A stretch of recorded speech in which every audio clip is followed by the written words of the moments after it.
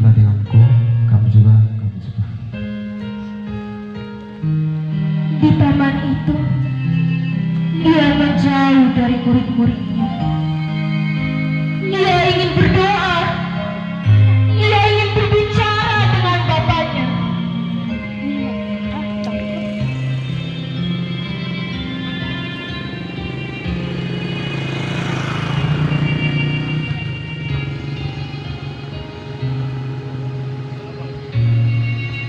Hatiku sangat sedih rasanya Maman. Tinggallah di sini dan berjaga-jaga.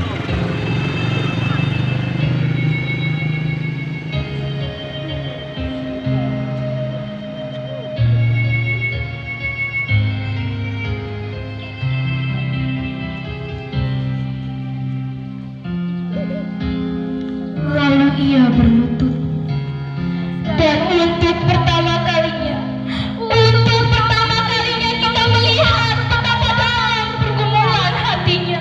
Mana ini sapu tangan? Suaranya lirih, penuh kesedihan, penuh tekanan, seakan seluruh surga mendengarkan. Ia tahu jangan itu bukan sekedar penderitaan, tetapi penolakan, pengkhianatan, luka, dan kematian di kayu salib.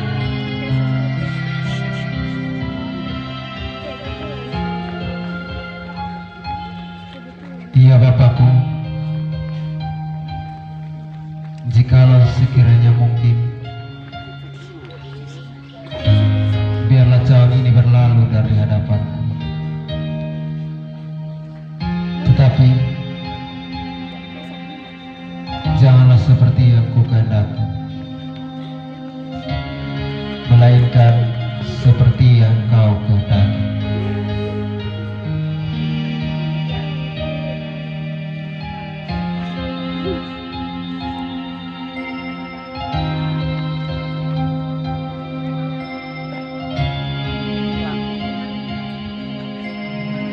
Namun, di tengah pergumulan itu, ia melanjutkan. Air mata jatuh ke tanah, keringat bercampur dengan penderitaan jiwa. Hatinya remuk, namun tetap memilih taat.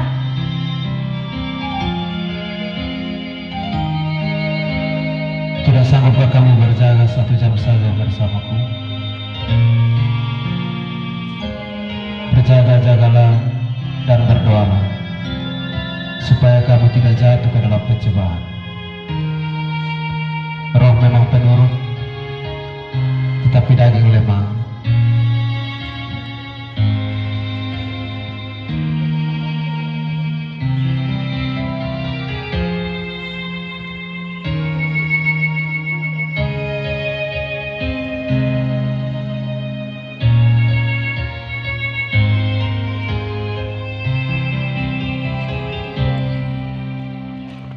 Panas kakak.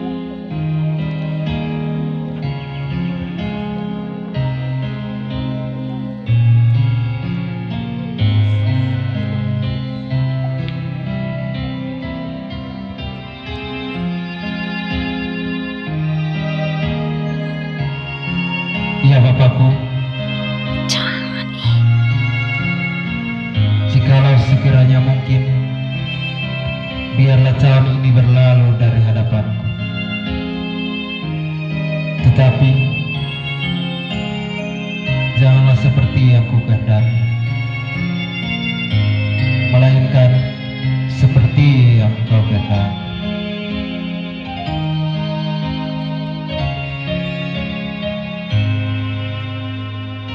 Ia bangkit, kembali kepada murid-muridnya, dan mendapati mereka tertidur. Betapa sepinya perjuangan itu. Saat yang lain tak mengerti, saat yang lain tak berjaga, namun ia tidak berhenti.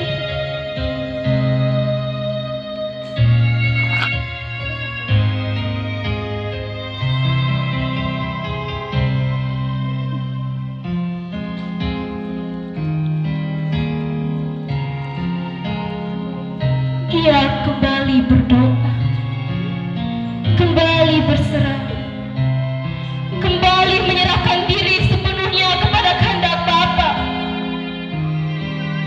Malam itu di Taman Getsemani bukan hanya tentang penderitaan, tetapi tentang kasih yang memilih tetap tinggal.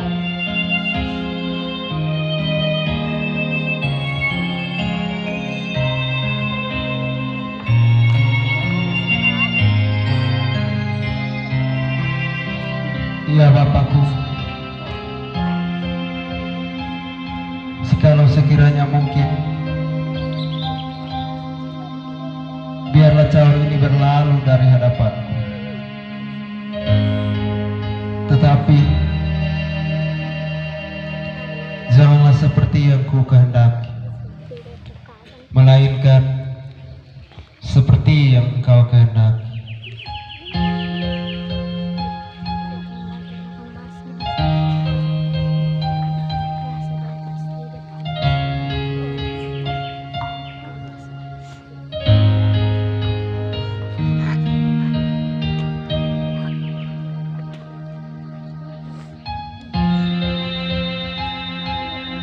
白人眼里看到的死亡是什么样的？死亡，这个世上活。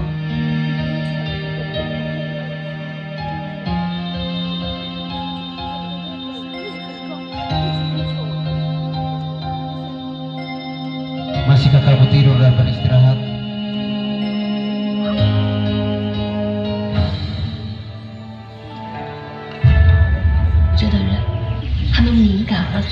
Lihat, saatnya sudah tiba. Anak manusia akan diserahkan ke tangan orang-orang berdosa. Bangunlah, bangunlah, mari kita pergi, sebab Dia yang menyerahkan aku sudah dekat.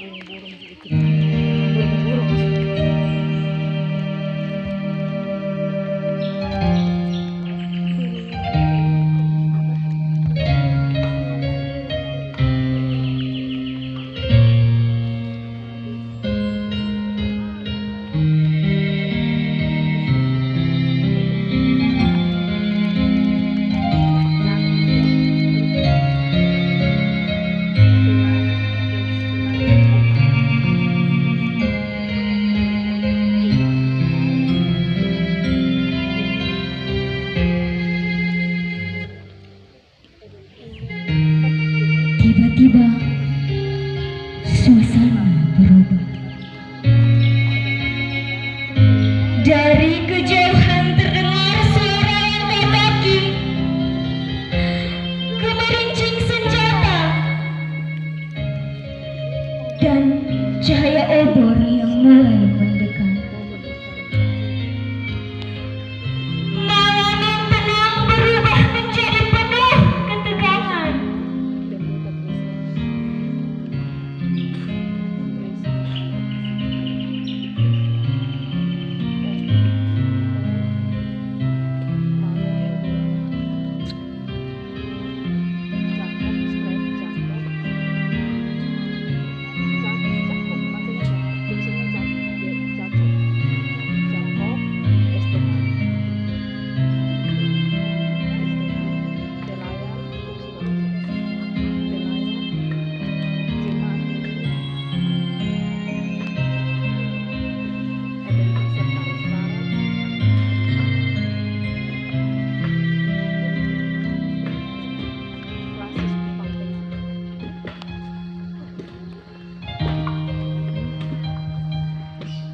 Yudas datang.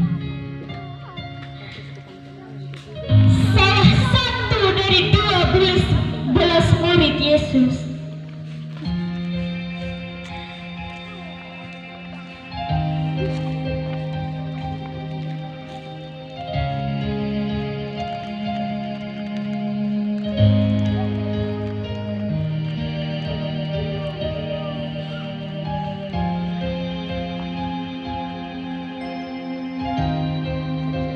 Siapa yang kalian cari?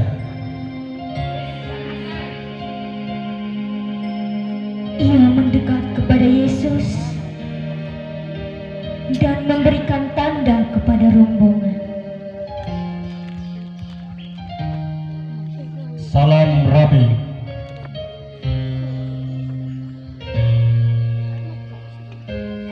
Tanda itu yang biasanya adalah tanda kasih,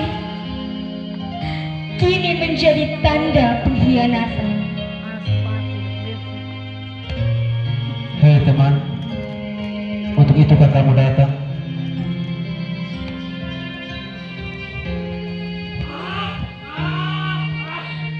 Masukkan pedang itu ke dalam sarungnya.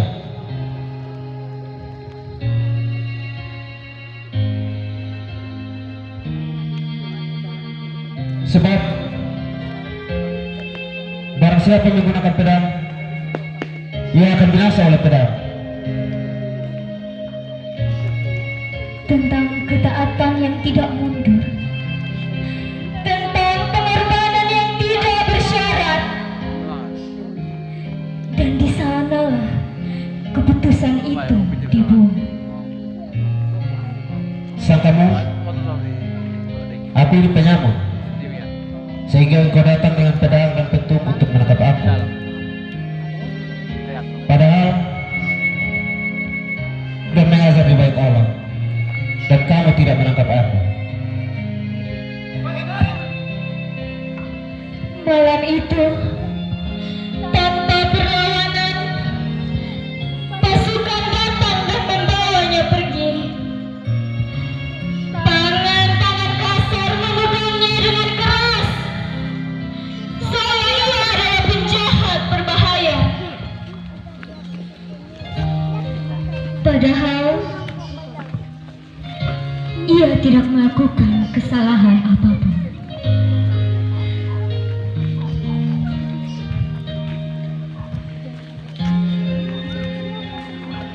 Yesus dibawa ke hadapan Imam Besar Kayafas.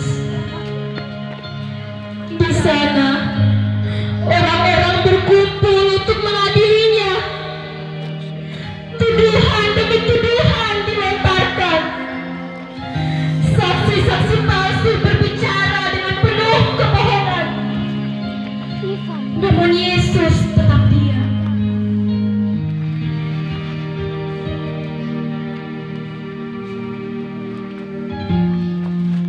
Oh, dia masuk ke dalam. Kakak di situ.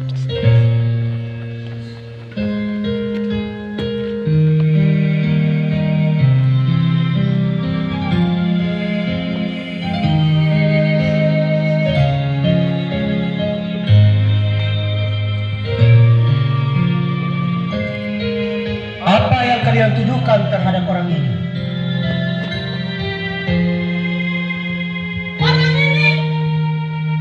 Orang ini berkata, aku dapat meruntuhkan bait Allah dan membangunnya kembali dalam 3 hari. Tidakkah engkau memberi jawaban atas tuduhan saksi-saksi ini terhadap engkau? Demi Allah yang hidup, katakanlah kepada kami, apakah engkau Mesias, anak Allah yang hidup?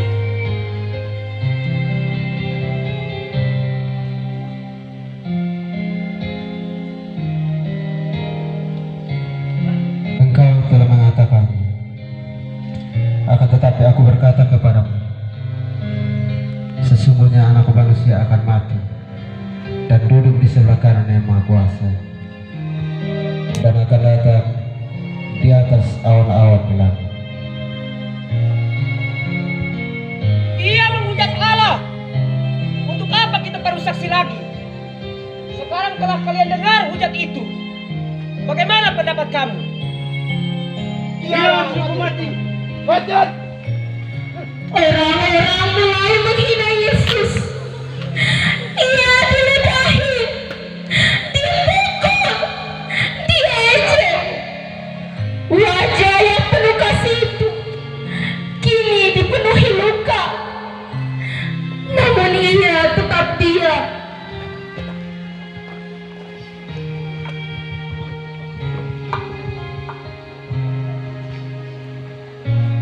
dari taman Getsemani hingga di hadapan Kayafas. Semua yang Yesus alami bukanlah kebetulan. Siapa yang menjambak mulutmu? Tebak! Ia bisa saja menolak. Ia bisa saja melarikan diri. Ia bahkan bisa saja membalas. Namun ia tidak melakukan semua itu. Karena ada satu alasan yang lebih besar dari rasa sakit. Kasihnya kepada manusia. Setiap air mata di taman Getsemani, setiap langkah menuju penang, setiap hinaan dan pukulan, semua ia tanggung. Ia tanggung demi kita manusia. Dan di balik semua penderitaan itu, kita melihat satu kebenaran yang begitu dalam. Kasih Tuhan tidak pernah mundur, bahkan ketika harus melewati jalan yang paling menyakitkan.